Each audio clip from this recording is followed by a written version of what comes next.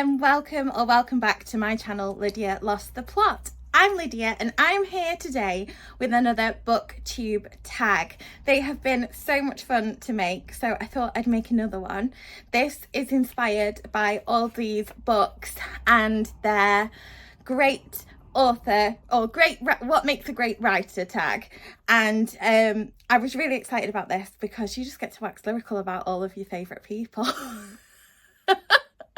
So I was like, yeah, I'll do that. So the first question in the tag is a great author whose works you've read in their entirety. Now this was true up until the point where he's just released another book. But I'm going to take it because I am going to read this book by the end of the year, so it's a goal. But that author is David Nicholls. I apologise for this weird lighting. I'm filming this at the end of the day and it's making me look like I've been sent from heaven. But it is David Nicholls.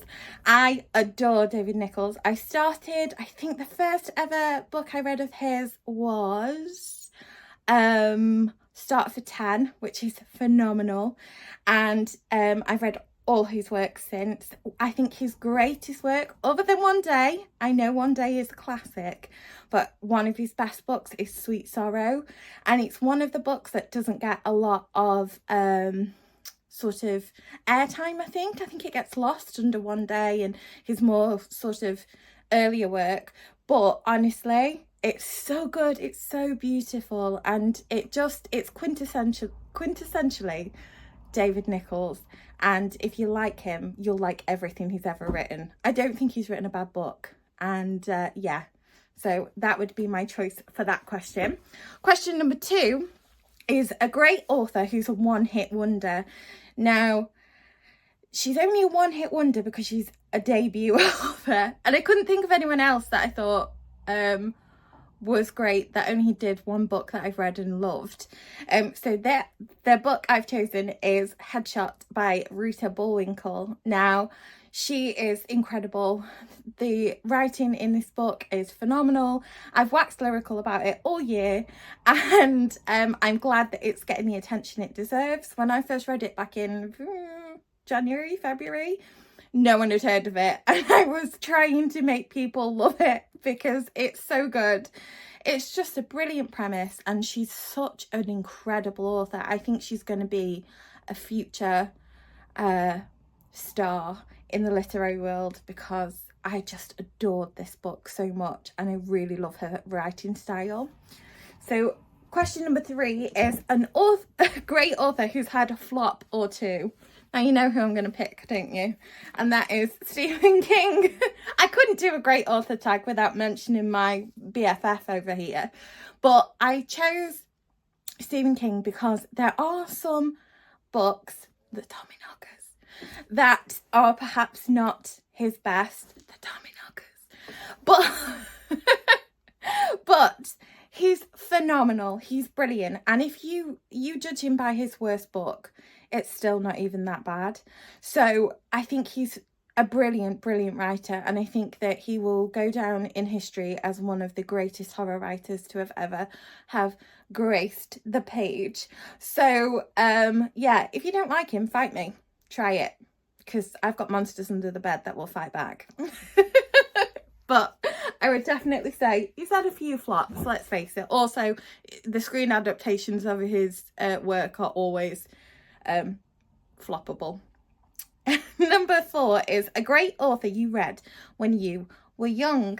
Now, I chose this book because this book really changed my outlook on life as a teenager, and that is Gloria Steinem's, look at this weird light, Gloria Steinem's My Life on the Road.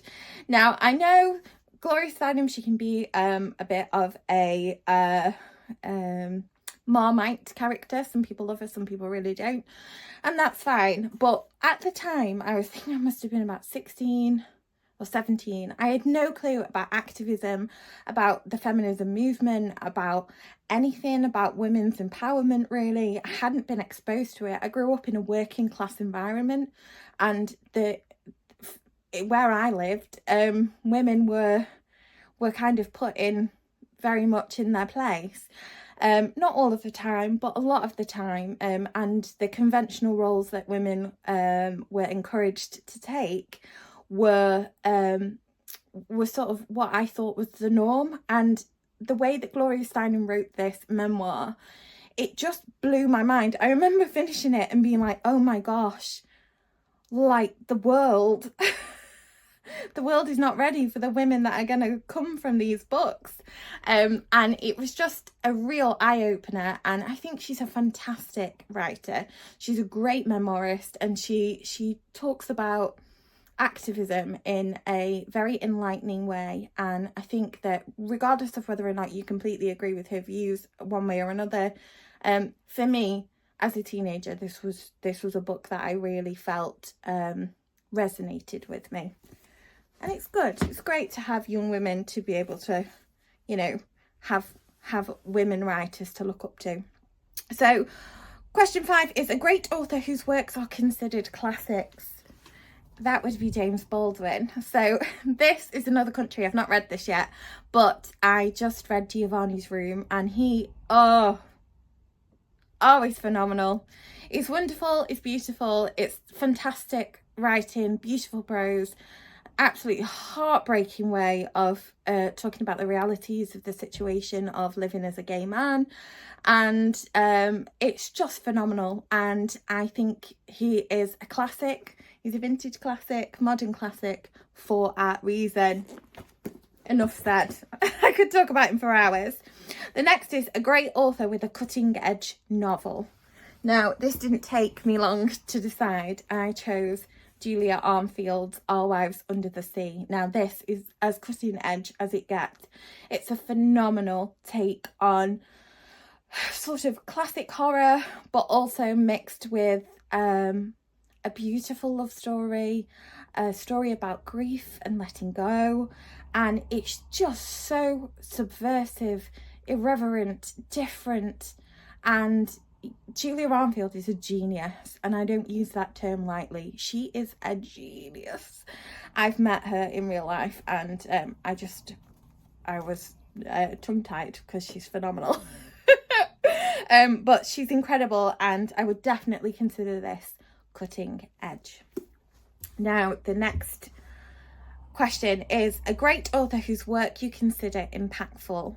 Now, I could have picked many a person, but I felt like Margaret Atwood deserved to be spoken about when we talk about great authors, because she is phenomenal.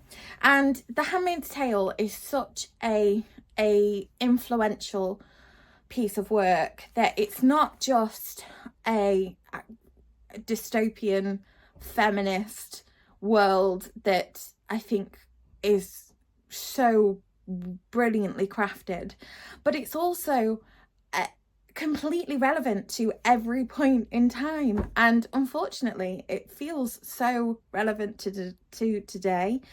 And I think when it comes to wanting to be affected by fiction, wanting to be able to reflect on your own life through fiction, Margaret Atwood does that with such a keen eye and such a deft hand that without authors like her, we don't get to reflect on our lives in the same way. People don't pick up nonfiction to look at the world that we live in all of the time. Some people will get to it through fiction, and this is a perfect example of that. And I think she picks up the mantle that George Orwell dropped, and she continued to light the flame, and it's just been amazing. And to see it reach new readers, and unfortunately for those who are predominantly women and marginalised people, for them to see themselves in books like this, I think is integral and impactful. So yeah, Margaret Atwood, she's my girl. The next question is a great author of non-fiction. Now, I had a few that I could have chosen, but I chose David Grann.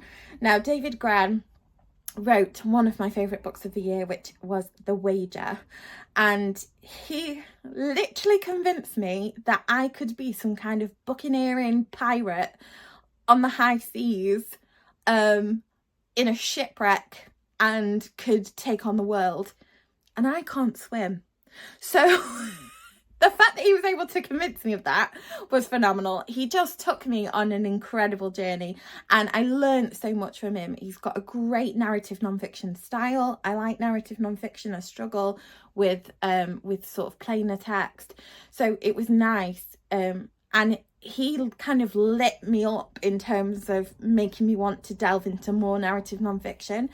I have struggled in the past to get into nonfiction and to diversify my reading, and the fact that David Grant kind of made me realise that actually even a book about a shipwreck can be phenomenally exciting.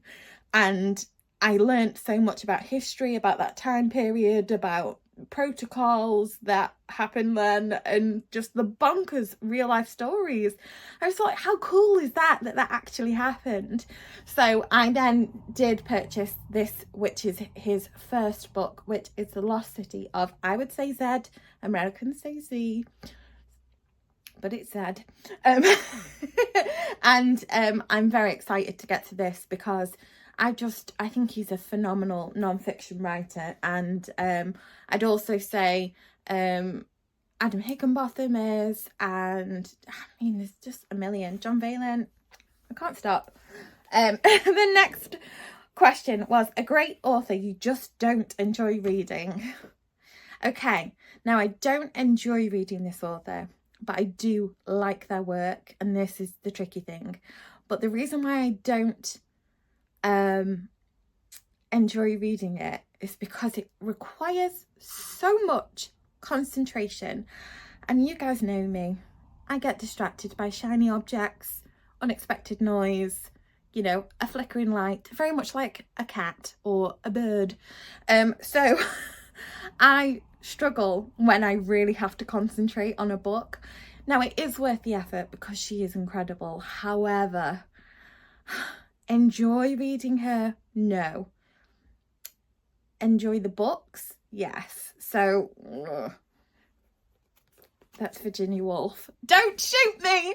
No, I know she's fantastic and it's brilliant, but it's stream of consciousness and you never know who's talking and you never know what's going on, and you have to really, really concentrate because she'll just jump and you've got to go with her.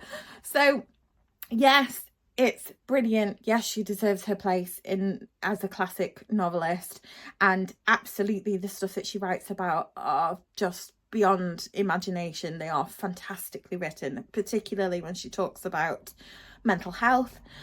However, do I enjoy reading them? No, because it's just effort. It's just so hard. Anyone that tells me it's not hard must have had a classical education, because I did not. Now, the last question is, a great author you have reread or want to reread soon. Now, I struggled with this one because there's so many books that I want to reread, and there's so many authors that I have reread. I do like to reread quite often. However, I chose this author because they have a new release this year that I've read and was absolutely blown away by, and it's made me want to go back and explore her back catalogue again.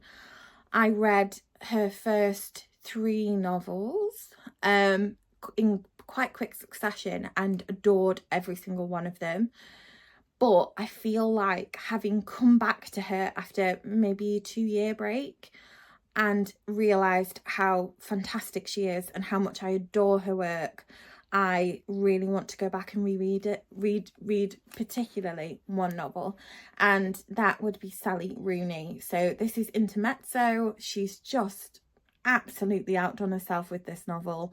It's phenomenal, and if you want to get your hands on it, it is out this September. But oh my gosh, she's just so phenomenal, and I really want to go back and reread Normal People. I adored that book. It was devastating. It was beautiful. It was so good. And I said to myself, I will reread it, and I didn't get round to it last year. And so I'm thinking, with how much I adored this book, I'd love to go back to my Normal People copy and read it, but annotate and go along and tab and just sort of really explore it again, because I think it's a book that you can revisit and you can get more from with each read. So I would love to explore her again. So that is the end of what makes a great author tag, and I have thoroughly enjoyed myself. I hope that you've enjoyed it too, and that you liked my recommendations, and please let me know what you would pick for your great authors. If you want to do your own video, consider yourself tagged, and please tag me in your videos so I can see them, because I really want to know your answers too. I'll leave all the questions in the description box below, and I'll also link the original video by Old Ebooks, because it's a really great video and I want to give them credit where credit's due.